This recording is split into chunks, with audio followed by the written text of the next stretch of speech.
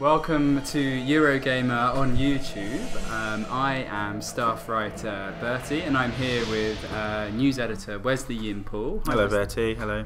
We're here today to talk about Kingdom Under Fire 2, which was actually on Sony's E3 stage. Was it? During their press conference. Exactly, wow. This is the reaction most people have Blink and you miss it. It's a game from South Korea. Developer Blueside has very kindly recorded around 10 minutes of exclusive footage for us of them playing through the game, doing a typical, as you would experience it, experience of it. You can see immediately this game has always been quite good looking. Yeah, it looks very like an MMO to me. Yes, and lots of menus, which some people will find enticing, other people will find putting off. Kingdom Under Fire is a series that stretches back years, a South Korean series, stretches back to 2001, started as a real-time strategy game, a bit like Warcraft, had various incarnations over the years, a bit like Dynasty Warriors over the years.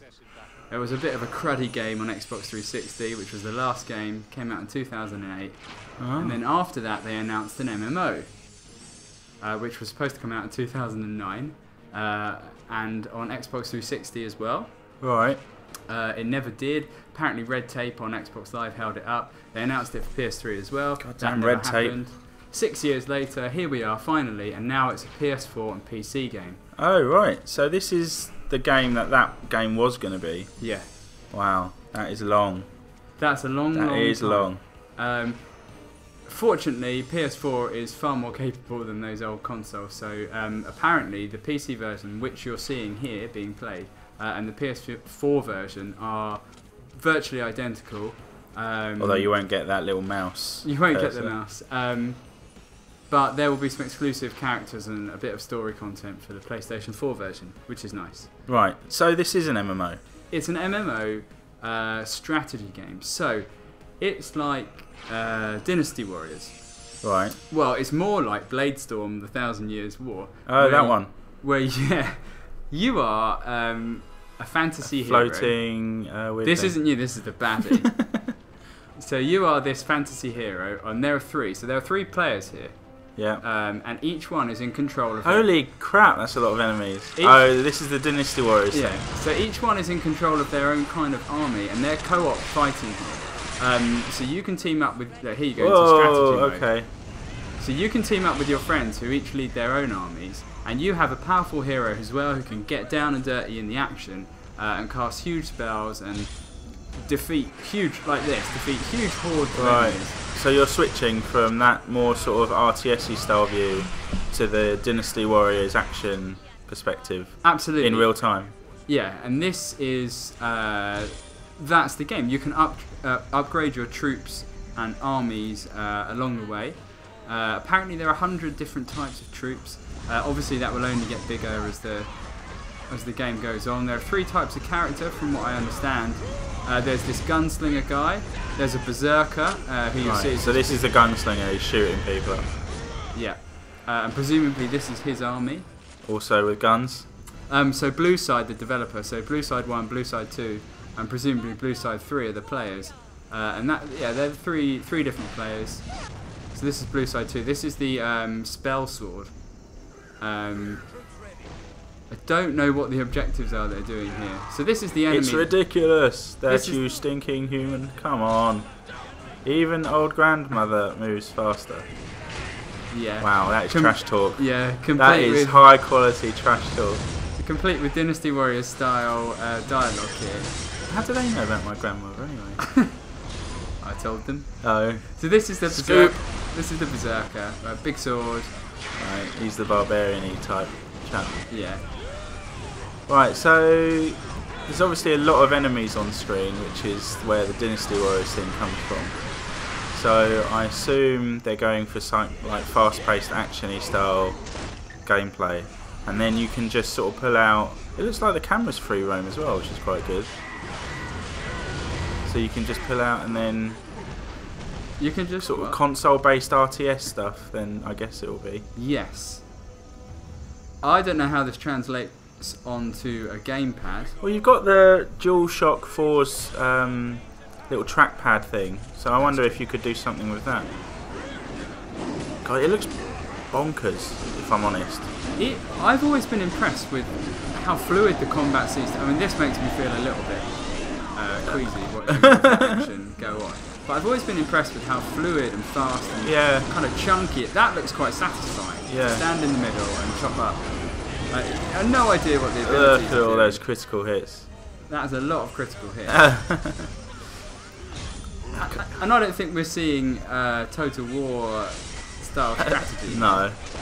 It looks pretty. I mean, look, you're telling your squads, I guess, or armies somewhere to move, giving sort of basic action commands like shoot or fire arrows. One of the stuff. heroes here looks like he's getting killed. You can see the health bars down the bottom here. Oh yeah. Oh, is he going to die? It looks like maybe he's gained a bit of... Oh no, he's dead. Right, he's so dead? someone actually died. Wow. So this is presumably quite a tough encounter then. Yeah, maybe this is some kind of raid content. Oh, it's a level 28 raid in Thunder Valley. You can see from the minimap on the bottom right hand corner of the screen. Okay. Right, so this is an actual raid. They've been revived, whoever that was.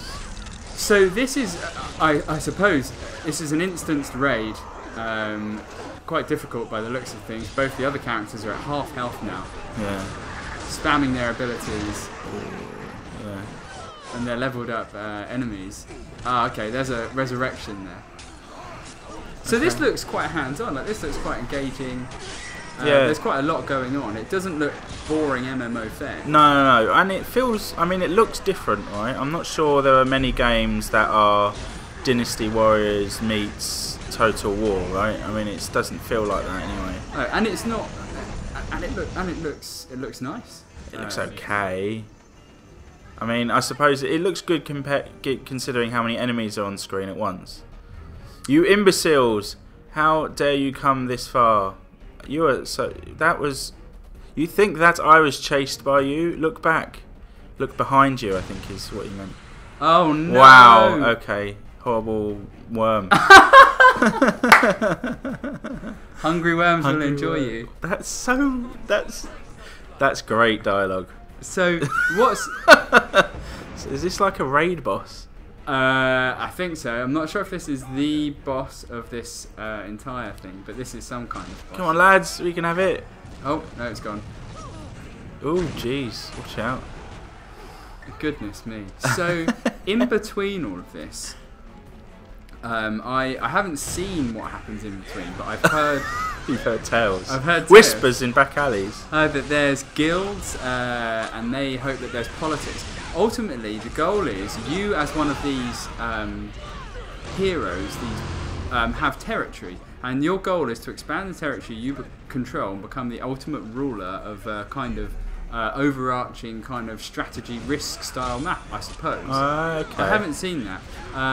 So you play out these missions and scenarios, getting yourself more powerful, improving your armies, and I presume fighting other players at some point. And magic worms. And magic worms. Giant magic worms. Yeah. I think they're getting it, sort of. Okay. So, is this a free-to-play game? It is a free-to-play game. There's no subscription fee? Not as far as I know. I'll double-check these things. Okay. Apparently it was coming to PCs in Asia, Southeast Asia, around about now. I'm not sure if it's actually launched yet or not. I don't think it has. I would be surprised if this had a subscription fee in the West. To me, it looks like a game that would do quite well as a free-to-play game on PS4, with obviously, you know, you can pay for extras or whatever. I don't know how it's going to work. It's coming to PS4 here in the autumn of this year, later this year. Apparently it's coming to PC here first in mid of this year, and that's now. Right, so it's PC first and then PS4. Again, I'm trying to find out from Blueside exactly what's going when on. those dates are. It may slip. MMOs tend to jump around. Do we have any news on an Xbox One version, or is that just no, not on the nothing? cards? And I suppose if it's successful, there'd be a good shout for that. But they were kind of. It sounds like they didn't get on well with Microsoft before. Oh? For whatever reason, there was red tape blocking the. Oh, that red tape. Maybe. You just stood there and blocked that. That doesn't look like something you could block. But I'm intrigued by the glue that holds this game together with the politics and the sieging and vying for territory. And I don't know what obviously there will be microtransactions if it's free to play. Weak spot and underneath in its belly.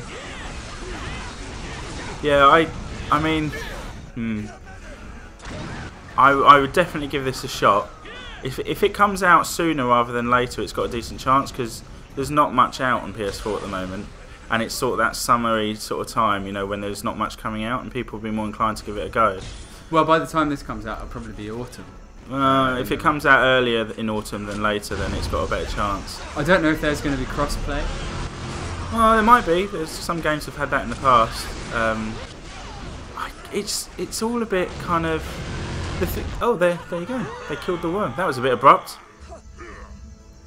Right, so you get some kind of stats at the end of each mission, or at the end of the raid, and a score. That's a big pinball score.